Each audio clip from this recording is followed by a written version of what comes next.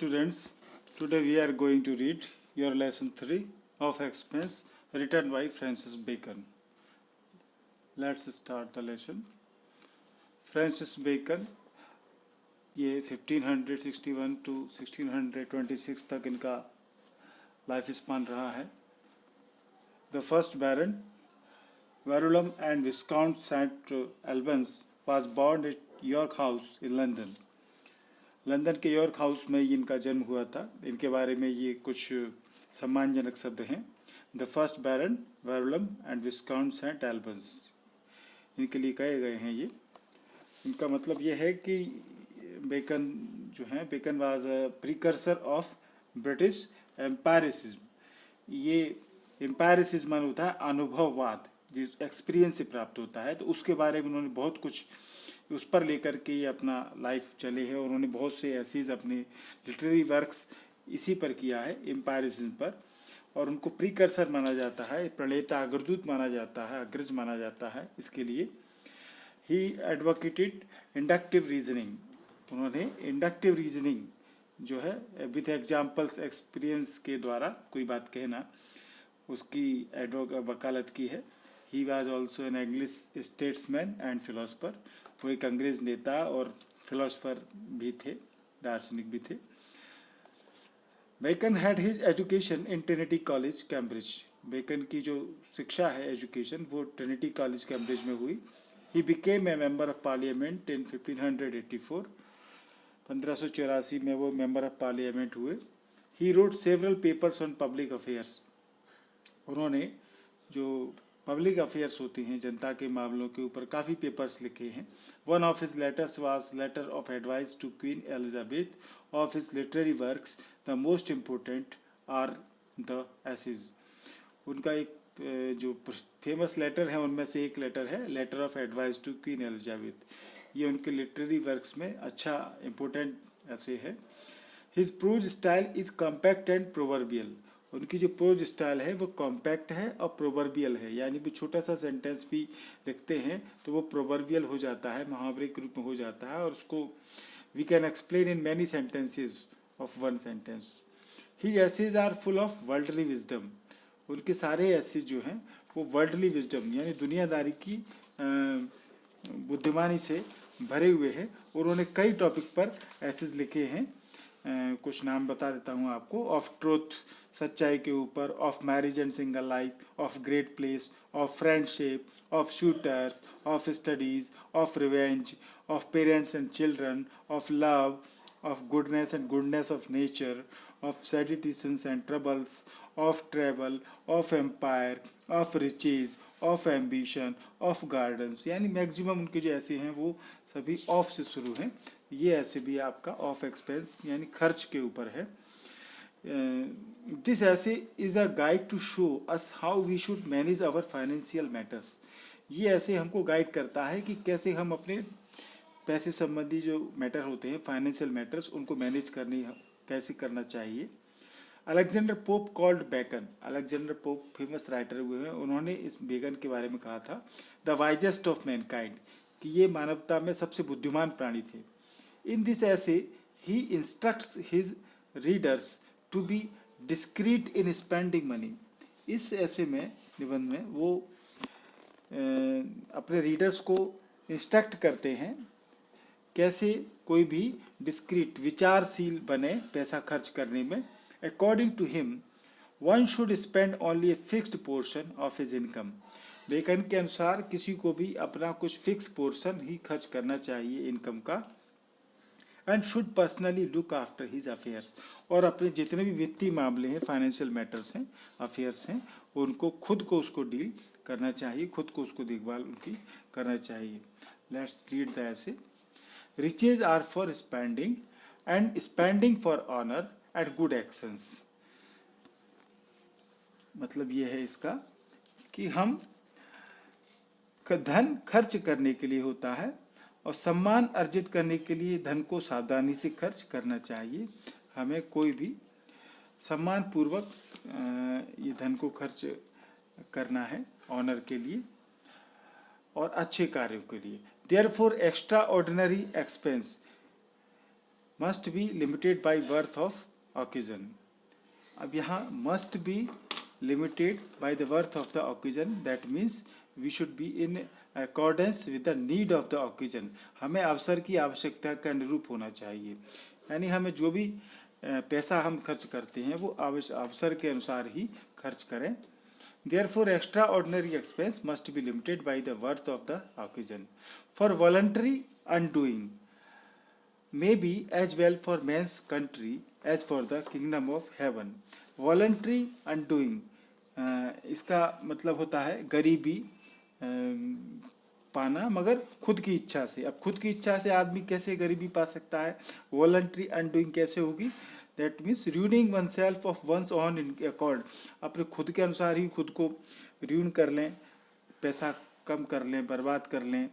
Spending money extravagantly and becoming poor with a particular purpose, इसका मतलब है किसी खास पर्पज के लिए हम गरीब हो जाएं, पैसा ज़्यादा खर्च कर दें। अब वो कौन से पर्पज होंगे? Such as serving the cause of one's country, किसी देश की सेवा में पैसा खर्च कर दें, और the cause of one's religion, या किसी धार्मिक काम में हम पैसा खर्च कर दें, तो वो पैसा बर्बाद नहीं होता है आपका। इनका यहाँ कहने का मतलब ये है। इसको और भी एक्सप्लेन कर सकते हैं। In these lines, Bacon wants to say that a man's money is meant to be spent, and a man has to spend his money to maintain his dignity and also in the performance of good deeds. The extent of a rich man's expenditure should therefore be determined by the importance of the occasion. अवसर के importance के अनुसार ही हमको खर्च करना चाहिए। The more important an occasion, the more the money that may justly be spent.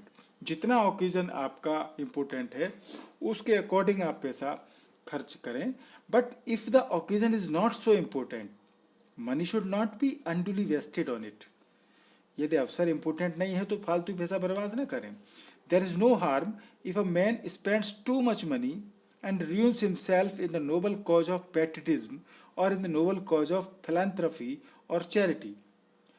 इसमें भी कोई नुकसान नहीं है यदि कोई व्यक्ति अपना ज़्यादा पैसा खर्च करे और खुद को बर्बाद कर ले, गरीब बना ले, मगर किसी नोबल कॉज के लिए, किसी अच्छे काम के लिए, जैसे देशभक्ति है, पैट्रियोटिज्म है, या फिर नोबल कॉज ऑफ फिलैंथ्रोपी और चैरिटी, या किसी परोपकार या दान के काम में वो पैसा खर्च कर दे तो कोई प्रॉब्लम नहीं है।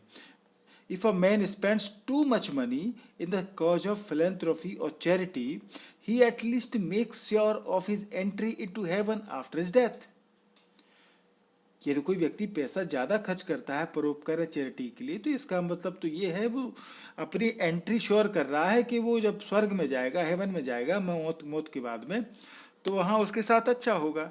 इसीलिए ऐसे कामों में खर्च करने में कोई प्रॉब्लम नहीं है। पैसा खर्च करने के लिए होता है, पर खर्च सम्मान के लिए करें, अच्छे कामों के लिए करें, ये वो कहना चाहते हैं। But ordinary expense ought to be limited by a man's estate. यहाँ स्टेट से मतलब होता है रिसोर्सेज, साधन, जो पैसा कमाने के स्रोत होते हैं।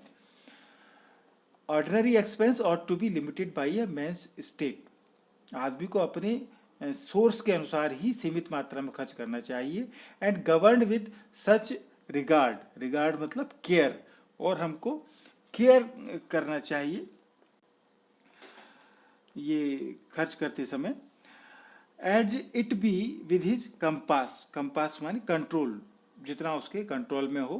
And not subject to deceit, और वो डिसीट यानी धोखे का कारण न बने, कोई धोखा न दे उसको। एंड अब्यूज ऑफ सर्वेंट्स, या उसके नौकर उसको धोखा न दे। And order to the best show that the bills may be less than the estimation abroad. अब यहाँ ये जो अर्थ है ये यहाँ पर बिल्स मतलब होता है जो वो खर्च करता है उसके bill. If a man does not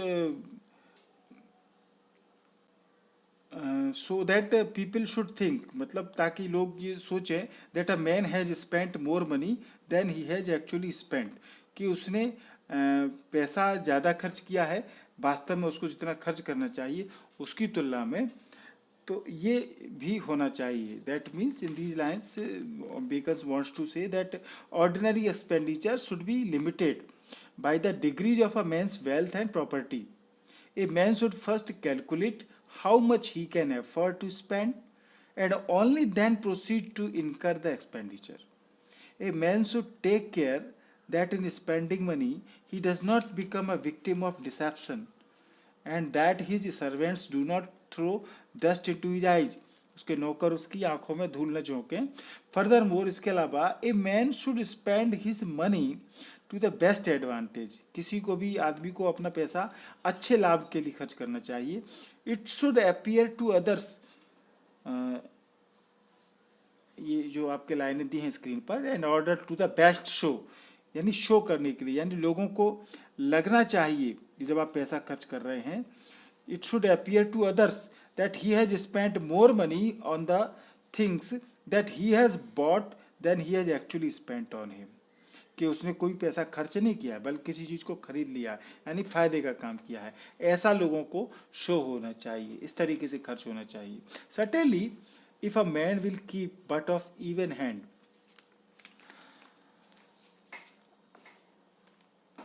keep but of even hand means the keep the expenditure equal to income, यानी कि जो खर्च करते हैं उसकी आय के बराबर रखना, इसका मतलब है. So if a man will keep but of even hand, बराबर जितना वो खर्च करता है उतनी आय करता है. His ordinary expenses ought to be but to the half of his receipts. उसकी जो खर्च करता है वो उसके हाफ, बराबर हाफ होना चाहिए, खर्च करे, आधा ही खर्च करे. And if he think to wax rich but taught the third part, और यदि वो अमीर बनना चाहता है, यहाँ पर रिसिप्ट से मतलब अर्निंग से है, कमाई से, और वैक्स मीन्स है ग्रो, बढ़ाना, और टॉट मतलब होता है इंक्रीज. तो यहाँ ये कहने का मतलब है, if a man does not wish that his wealth and property should go on diminishing, यदि आदमी की इच्छा, if a man does not wish that his wealth and property should go on diminishing, he should take care that his expenditure does not exceed half of his income. If a man wishes to become richer, यदि आदमी कुछ ज़्यादा अमीर बनना चाहता है, then he is, जितना कि आज है उसके पीछे ज़्यादा अमीर बनना चाहता है, he should spend only 1/3 of his income, तो उसको अपने इनकम का 1/3 ही खर्च करना चाहिए. It is no baseness, baseness माने नीचता, मतलब इसमें कोई नीचता नहीं है. For the greatest to descend, descend माने नीचे आना, ग्रेटेस्ट मतलब अमीर होना, यानी कोई अमीर है और सोचता है तो उसको अमीर होकर भी ये नीचे आने में कोई उसकी बेसनेस नहीं है. That look into their own estate, कि वो अपनी खुद की प्रॉपर्टी की देखभाल करे, इसमें कोई नीचता नहीं है. सम फॉरबियर इट, फॉरबियर माने अवॉइड करना, कुछ अवॉइड करते हैं. Not upon negligence alone but doubting to bring themselves into melancholy, बल्कि वो ऐसा नहीं कि वो अवॉइड करते ही हैं, बल्कि वो इस डाउट में भी रहते हैं कि वो किसी दुख में न पड़ जाए ये जान करके कि उसकी प्रॉपर्टी कम हो गई है. In respect they shell find it broken, नहीं तो वो बर्बाद हो जाएंगे. But wounds can not be cured without searching, परंतु आपको जानकारी तो लेनी चाहिए खर्चों की, सबकी पता होना चाहिए, क्योंकि कोई भी वुंड्स है, घाव है, तो उसका जो इलाज है वो उसको खोज कर ही पता लग सकता है कि उसका इलाज कैसे हो. That means in these lines Bacon wants to say that it is no degradation even for the richest and most highly placed man to examine his accounts to find out how much money he has spent. कितना पैसा उसने खर्च किया है तो उसको examine तो करना चाहिए, कितना ही बड़ा आदमी हो भले वो. Some wealthy people do not examine their accounts personally, कुछ लोग तो पर्सनली, अमीर लोग अपने अकाउंट का एग्जामिन ही नहीं करते. बिकॉज दे आर केयरलेस, या तो वे लापरवाह हैं, और because they have a feeling, या फिर उनके अंदर ऐसी कोई फीलिंग रहती है that if they discover that their state has greatly dwindled, कि यदि उनको ये डर रहता है कि यदि उनकी जो स्टेट है वो प्रॉपर्टी यदि वो घट गई, they would feel depressed by the discovery, तो फिर इस डिस्कवरी से वो डिप्रेस हो जाएंगे. But a man who does not examine his accounts will be in no position to take remedial measures. परंतु कोई व्यक्ति यदि अपने अकाउंट का एग्जामिन ही नहीं करता है तो फिर वो रेमेडियल कैसे करेगा. If his state is dwindling on account of his high expenditure, यदि उसका पैसा बहुत घट गया है खर्च के द्वारा तो उसको उसकी रेमेडी वो कैसे निकालेगा. इसलिए next line, he that can not look into his own estate at all. कोई व्यक्ति जो अपनी प्रॉपर्टी की देखभाल नहीं करता है, had need both choose well those हुम ही एम्प्लॉयड, तो वो या तो वो चुन ले कि जिनको उसने नौकरी पर रखा है वो करें इस काम को, एंड चेंज देम ऑफन, और अक्सर उन नौकरी पे जो रखे उनको बदलता भी रहे. For new are more timorous and less subtle, क्योंकि नए कर्मचारी जो होते हैं वो टेमरस टेमेड होते हैं, कायर होते हैं, एंड लेस सटल, सटल माने करेंगे, कम चतुर होते हैं. इसलिए जो भी स्थायी कर्मचारी हैं उनको चेंज करते करते रहे और नए कर्मचारी भी रख ले यदि कोई खुद इसकी देखभाल नहीं कर सकता है. That means in these lines Bacon wants to say that if a man finds it impossible to examine his accounts and the state of his property, कोई व्यक्ति यदि एग्जामिन अकाउंट को एग्जामिन करने में इम्पॉसिबल है, वो असंभव है लगता है अपनी प्रॉपर्टी की देखभाल में, he should make a judicious choice of the managers and accountants, तो वो मैनेजर या अकाउंटेंट्स चॉइस है उसके पास रखना चाहिए, whom he employs for the purpose. And he should change these managers and accountants periodically, okay, because the new employees are not likely to deceive him as much as the old and seasoned employees would generally do. जो पुराने और जो employees रखे जाते हैं वो generally धोखा दे देते हैं, तो इसलिए चेंज करते रहें. New employees are more timid and less cunning, नए कर्मचारी कम थोड़े वो ज़्यादा कायर रहते हैं और कम चतुर होते हैं. In next line, he that can look into his estate but seldom, वो व्यक्ति कभी कभी जो बहुत रेयर केसेस में ही अपनी देखभाल कर पाते हैं प्रॉपर्टी की, had need both choose with it behoved him to turn all to certainties. A man had need if he be plentiful in so some kind of expense to be as saving again in some others, as if he be plentiful diet to be saving in April, if he is painful in the hall to be saving in the stubble, and the like. For he that is plentiful in expenses of all kinds will hardly be preserved from decay. In these lines Bacon wants to say that he who can examine the accounts of his estate only very rarely, बहुत ही rarely cases में यदि कोई examine कर सकता है यानी कर ही नहीं पाता है, वो should make sure of a fixed return from his state, तो उसको अपने स्टेट से प्रॉपर्टी से कुछ फिक्स रिटर्न मिलता रहे ऐसा वो श्योर कर ले. And he should also fix in his mind the amount that he will spend, और वो ये भी फिक्स करे कि वो कितना पैसा खर्च करेगा. If a man spends money freely and extravagantly in one sphere, he should exercise corresponding economy in some other sphere. यदि कोई एक तरीके से फ्री होकर के पैसा खर्च करता है तो फिर उसे दूसरे तरीके से पैसा बचाने का कोशिश करनी चाहिए. He that can look into his state but seldom it behoved him to turn all to certainties. बेहुप्त मतलब होता है उपयुक्त होना. A man had need if he be plentiful in some kind of expenses, तो अब वो क्या कर सकता है. If a man spends too much money on diet, as if, ये लाइनें दी हैं आपकी स्क्रीन पर, as if he be plentiful diet, that means if a man spends too much money on diet, यानी कि यदि कोई पैसा खर्च करता है अपने खाने पर, डाइट पर, he should be frugal in spending money on clothes, तो फिर उसको कपड़ों में अपनी बचत करनी चाहिए. To be saving in apparel, apparel means clothing. If he be plentiful in the hall to be saving in the अस्तबल, that means if a man spends too much money on maintaining his house, hall means house, he should be economical in maintaining his अस्तबल, तो फिर उसको यदि वो घर पे ज़्यादा खर्च करता है तो फिर उसको अस्तबल पर पैसा बचाना चाहिए, जो घोड़ों पर वो खर्च करता है, एंड द लाइक, और इस तरीके के वो काम कर सकता है। For he that is plentiful in expenses of all kinds will hardly be preserved from decay. That means he who spends money freely in all spheres of his life will surely ruin himself. यदि कोई सब तरीके से ही पैसा खर्च करता है जीवन में, खर्च करता है, बचाता नहीं है, तो फिर तो उसका डिके यानी कि र्यून, नाश होना 100% वो खत्म हो जाएगा। प्रिजर्व यानी सेव्ड, उसको कोई बचा ही नहीं सकता है बर्बाद होने से। आगे देखें, in clearing of a man's estate he may as well hurt himself in being too sudden as in letting it run on too long.